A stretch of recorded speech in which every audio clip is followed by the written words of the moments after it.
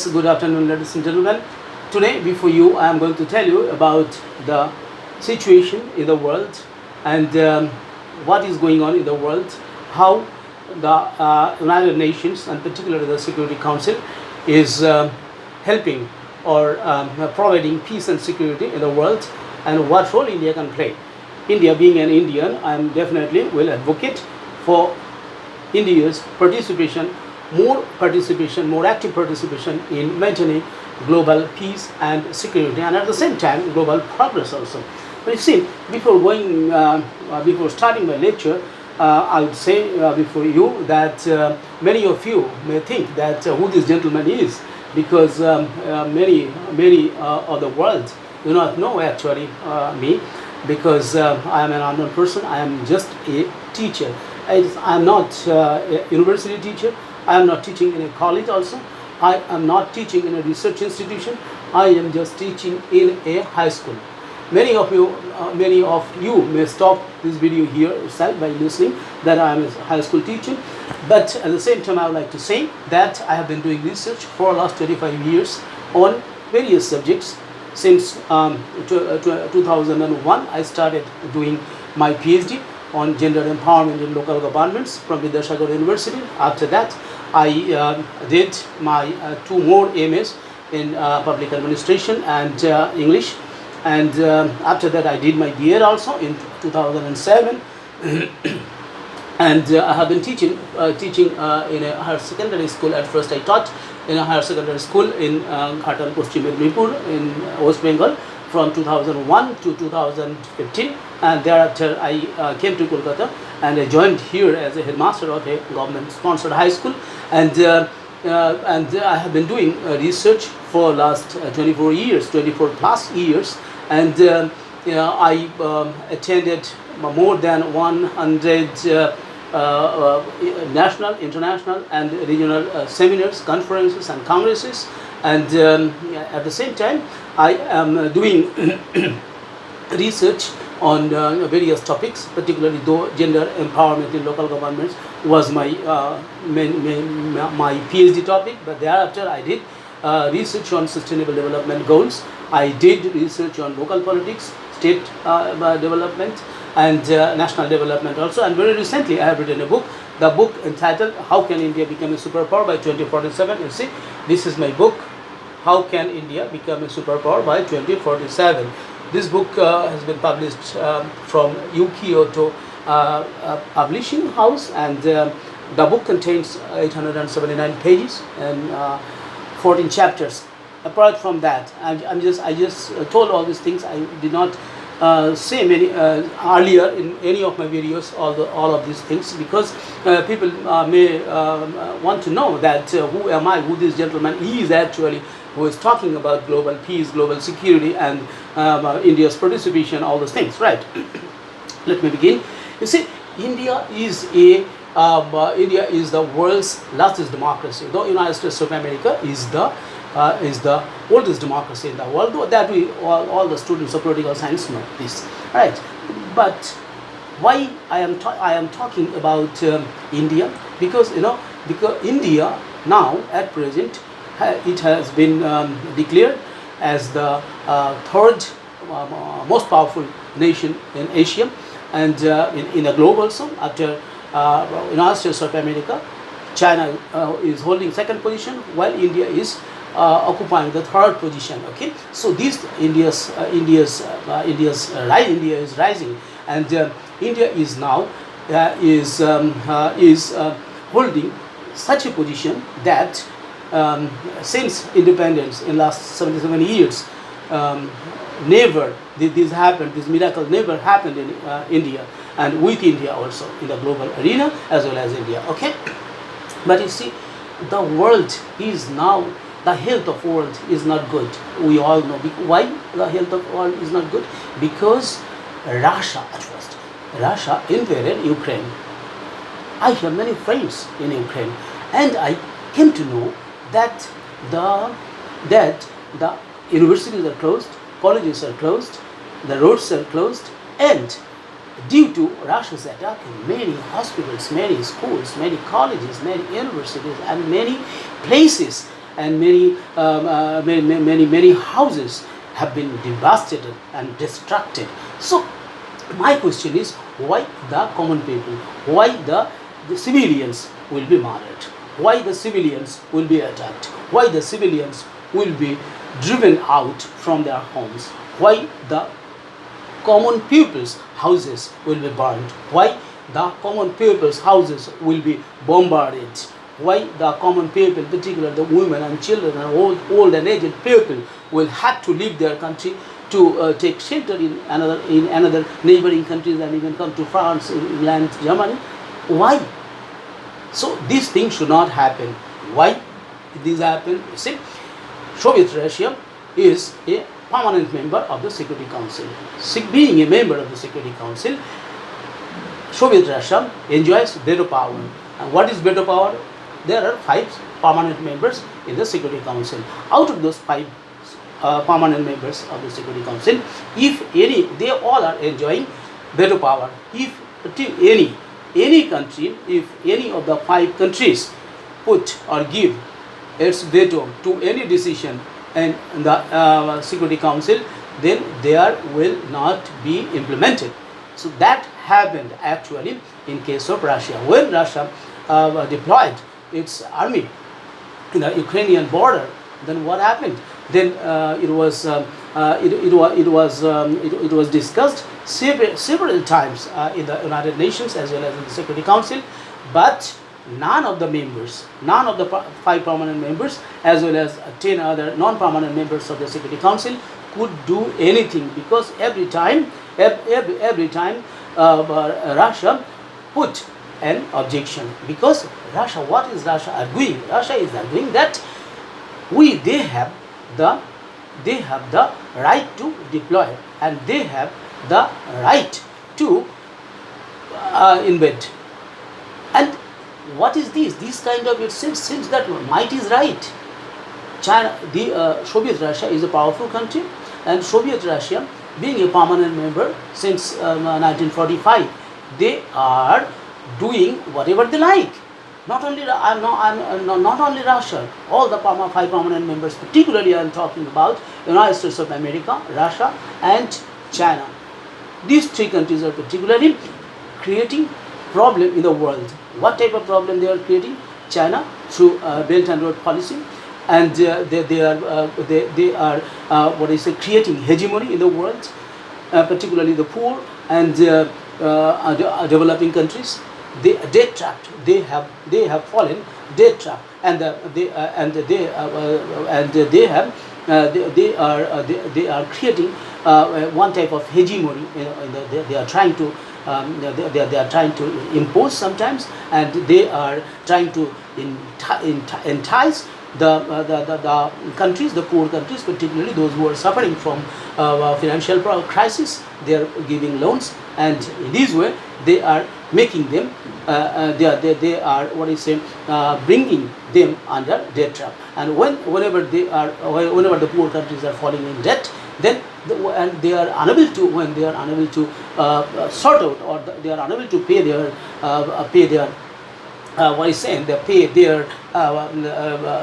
debt and as well as interest. Then they are telling whatever, or they are dictating whatever they wish, and the poor countries, and as it happened in case of Sri Lanka. So this is the situation. This China is doing in this way.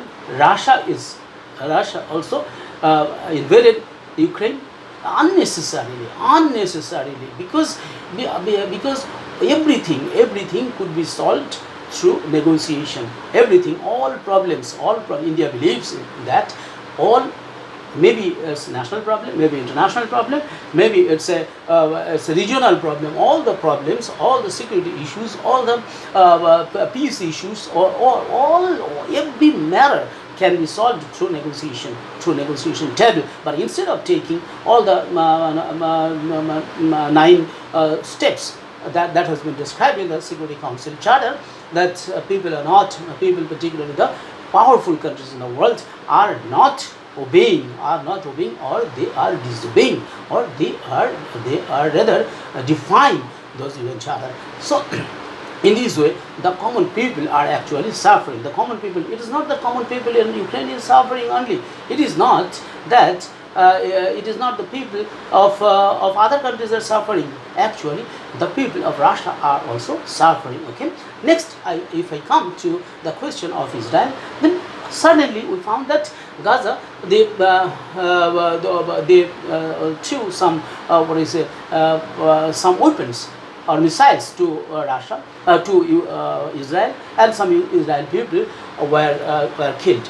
And suddenly, definitely, Israel will take action. Israel retaliated, and when Israel retaliated, then after few days or few months, Hezbollah also joined, who Hezbollah is backed by Iran. So, in this way, Middle East is in crisis. Middle East is in problem. Now you see, many people are dying. Many people are dying in Lebanon. Many people are dying in Gaza Strip, and at the same time, some people have also been killed in Israel. So Israel is a small country. Its population is almost it's lesser than even Calcutta, because its population is less than 1 crore. But with that population, they are invading and they are trying to create hegemony in the Middle East. Okay, so they were dominating, and they say that yes, they have the right to defend. Why Israel? As Israel-Gaza problem it's not today's problem. It's a 5-6 year old problem, and this problem has not been able to solve by the Security Council of the United Nations. But if United Nations Security Council is called the policing organization, then how or why United Nations, and particularly the Security Council, is failing to solve the problem? Because I think that it is the only problem. The problem lies in its formation. And the special powers have been given to the powerful 5 countries. Right. So India is vociferously demanding that they should be given a permanent member in the Security Council. Yesterday or day before yesterday, also Emanuel Macron also supported India's permanent membership in the Security Council, because the people, Brazil also supported, United States of America also supported, Germany also supported, many countries in the world have supported India's participation or India's permanent membership in the Security Council. Why? Because the global leaders know that India is such a country that believes in non-interference, that believes in non-intervention, that believes in peaceful solution, and that believes in non-violence. So, have you ever seen that, or have you ever heard that India has ever invaded any country in the world? You will never heard. You have never seen that India has ever attacked any country anywhere in the world without any provocation. So this is the history of India, because the people in the world have seen India's philosophy, India's spirituality, and India's greatness in settling in settling international crisis, maybe settling international war, maybe for settling international war. So this is India, and now since 2014, India has got a very good Prime Minister Narendra Modi. Though in this time, I mean in this year 2024 election, it could not achieve 2/3 majority. As a result, the strength of the government, the union government has become a little weakened, because they are depending on some alliances or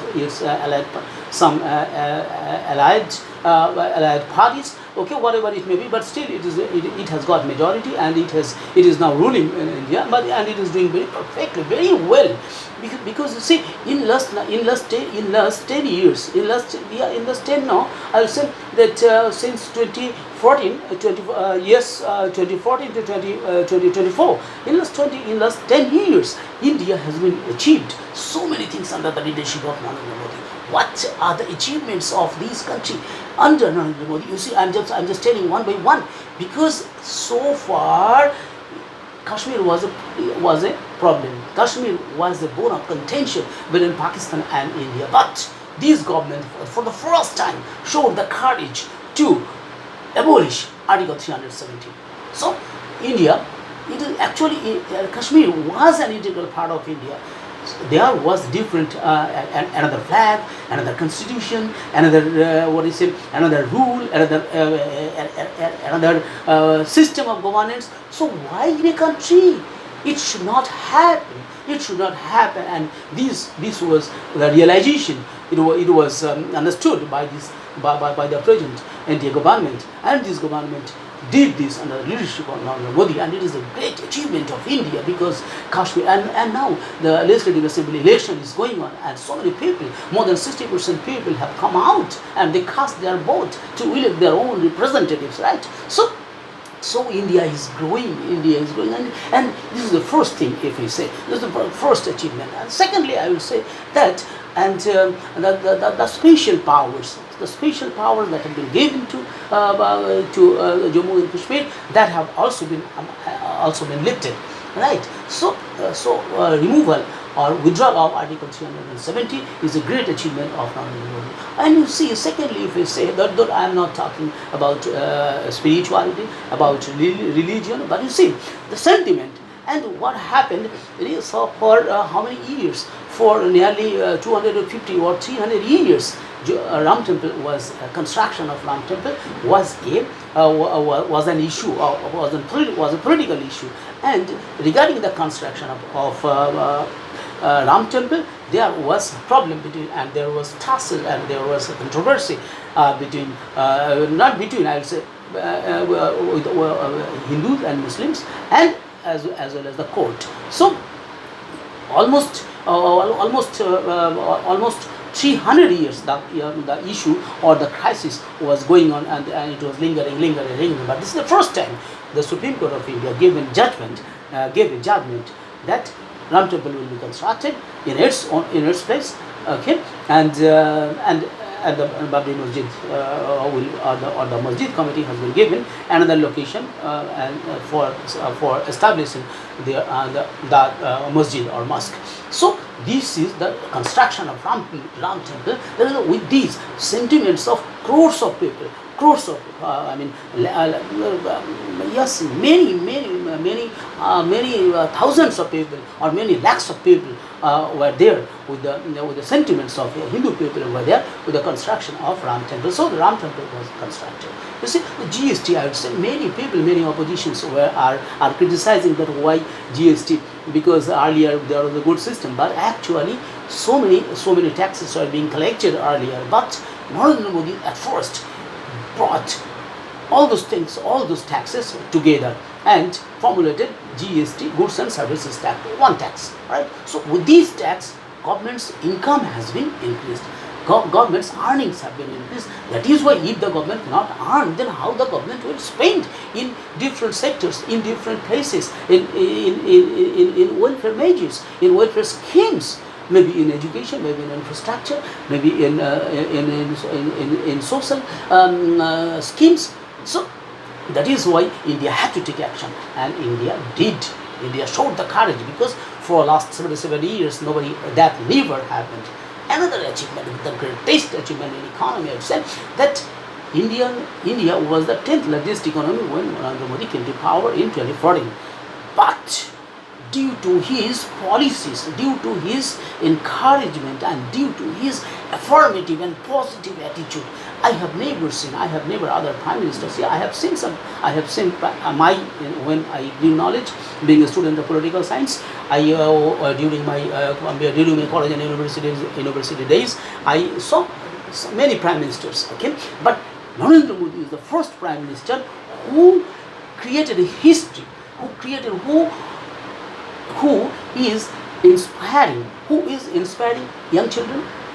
I have seen that APJ Abdul Kalam, our president APJ Abdul Kalam, used to do this. He used to talk with the school students, school children, so that they can be encouraged to take STEM subjects, maybe science, mathematics, engineering, and technology, these subjects. And Narendra Modi is the person who is taking action, who has taken action, and who has been encouraging people. May he or she be a student, may he be a professional, maybe entrepreneur, maybe a scientist, maybe a professor, to all sections of people.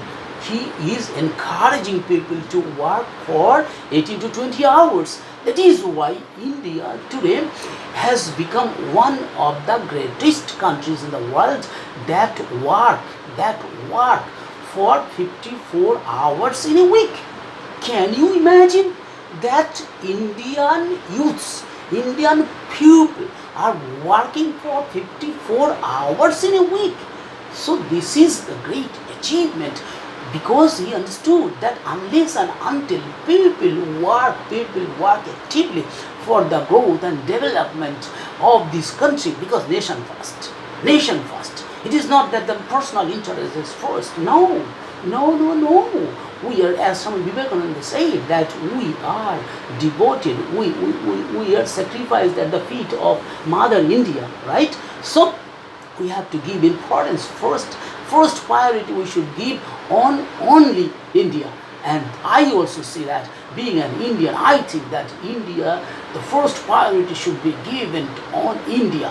The first aim is India. That is why I also work for as many as hours. Earlier I used to do for 18 hours, at least 18 hours a day, but now due to my health I could not do much, but still I am doing. And like me, I am studying, I am trying to develop, I am trying to spread knowledge, I am trying to spread consciousness, I am trying to spread the richness of India, because India is a very vast country. India is a very rich country since prehistoric age, since ancient period, because Indians administration, India's culture, India's governance, India's minerals, India's trade, India's maritime trade, and India's production, and India's philosophy, India's spirituality is uncomparable. You cannot compare, because this is India is unique. India was unique. India is unique. And once again, India is growing and India is becoming unique in the world. That is why the global leaders think that India should be given importance. India, now there is not a single international trade or discussion. There is no any summit, there is no any conference, there is no any discussion without India. You cannot avoid India now. Now you have to give importance on India. So India has achieved such a position, such a big position. But when India sees that global peace is being disturbed, global prosperity is being disturbed, and when India sees that global security is being hampered, the people in the world, the people particularly in Ukraine, particularly people in Lebanon, not Lebanon, but mainly in Gaza, when they are suffering, and some countries in Africa, in African continent also, many, because Africa is still a poor country, and many poor people have been resorted to arms and ammunition, and they have become a security threat to the countries and nations. So here in India also, but here in India people live in peace. Maybe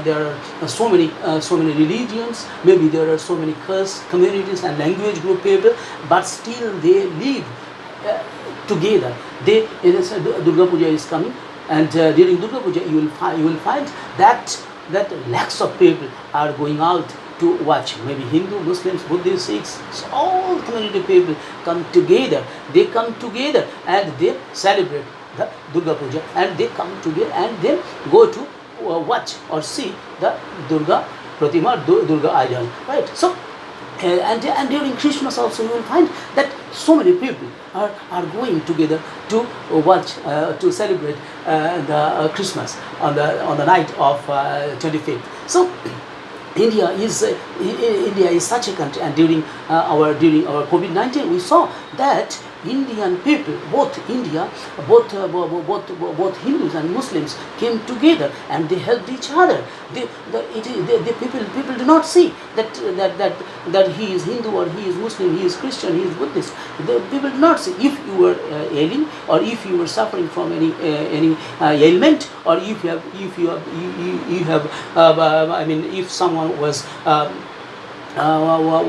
suffering or have been attacked with COVID-19, the other people, maybe I have seen and I have read that many Muslim community people went to took to the Hindus to the hospital, and they served, and they and they nursed them, and they cured them. They supplied, they gave food, they gave shelter, and they gave medicine, and they gave everything, all support, all mental and mental support, physical support, and all kinds of support, monetary support also. So this is India, uniqueness of India. And people may here in India also many people say, some people say that the critics say actually that there is no harmony, there is no unity, there is no there is no goodwill, and there is no any peace in country. There is enmity between Hindus and Muslims, but no, there is no any enmity between Hindus and Muslims. All people here are safe. All people here in India are good. All people here in India are very pure, are very prosperous, and are very progressive in mind. And many people in India are now educated. Now educated. You see, more than 65% people in India are under the age of 35, and so they are educated people, and they speak very good English. So whenever they are learning English and whenever they are being educated, what are they doing? They have shrug off all those kinds of that kind of bigotry, that kind of religious narrowness. There is no any religious narrowness now, at least in the educated people, or the elite middle class, or educated people. Some people definitely, everywhere that will be there, tussle between some people. That happens in between Hindus and between Muslims also, and between Christians also. Everywhere this happens. But this is a very big country. India is a very big country, and in this country, though those things are common, but those are very negligible, right? So I would say that India is now the world's 5th largest economy, and under the leadership of Modi. So in terms of economy, in terms of military, in terms of infrastructure, in terms of foreign relations, India has become the 3rd powerful country in Asia, and it is going, and it has become the 3rd largest economy, among the fastest growing economies, 3rd largest economy in terms of PPP. So this is India now, right? So when India sees that, and there are so many achievements, because so many policies now India feeds more than about 80 crore people. 80 crore people without 80 crore poor people without any money, without taking any money, through free ration, through distribution of free ration. Can you imagine? Total population in the United States of America is only 32 crore, while India feeds 80 crore people free of cost. Okay, so this is now India, and India's poverty level, India's poverty, has been lowered. India under the leadership of Modi has been able to lower India has been able to lower the unemployment problem. India has been able to lower the poverty level. So poverty has been lowered, unemployment has been lowered, infrastructure is going, agriculture is doing tremendous successfully. India's health has become great. India's health has become robust, and India's economy has become the 5th largest economy. India has become the 3rd powerful country. Indian military is now the 4th best in the world. India's military spending is also almost either 3rd or 4th in the world. So 193 members in the United Nations. So out of 193 countries, only 77-year-old man, India is only 77-year-old man. So you can say it is in its what do you say, not adolescent, but it has what do you say, it has already it is not in adolescent period, or its adolescent period has been gone, and now it is it is going, it is a young man, adult India has become adult, and in this situation, India's growth is tremendous everywhere, you see. But still, say, when India is growing in such a way, and when India is doing great, then when India sees that in the world, there is no peace. In many countries, there is no peace and security are being broken by rich and powerful countries. India feels bad. India wants to do something. India wants to help people. India wants to help the global people, because India has the capacity, India has the knowledge, India has the expertise, India has the philosophy, India has the spirituality. India has reached such a level because you see, for many years there were yoga system, but under Narendra Modi, this yoga system has been popularized in the world. Now many people, lakhs of people in the world perform or do yoga to keep themselves fit. If the world becomes fit, if the world as a whole is fit, if the world is very healthy, then definitely there will be progress, there will be growth, there will be development, and with this I hope that there will be immediately the other members, at least the non-permanent members, and all the other members of the United Nations, except Security Council, except the maybe the 5 permanent members, they may not lose their position. Other countries should come forward.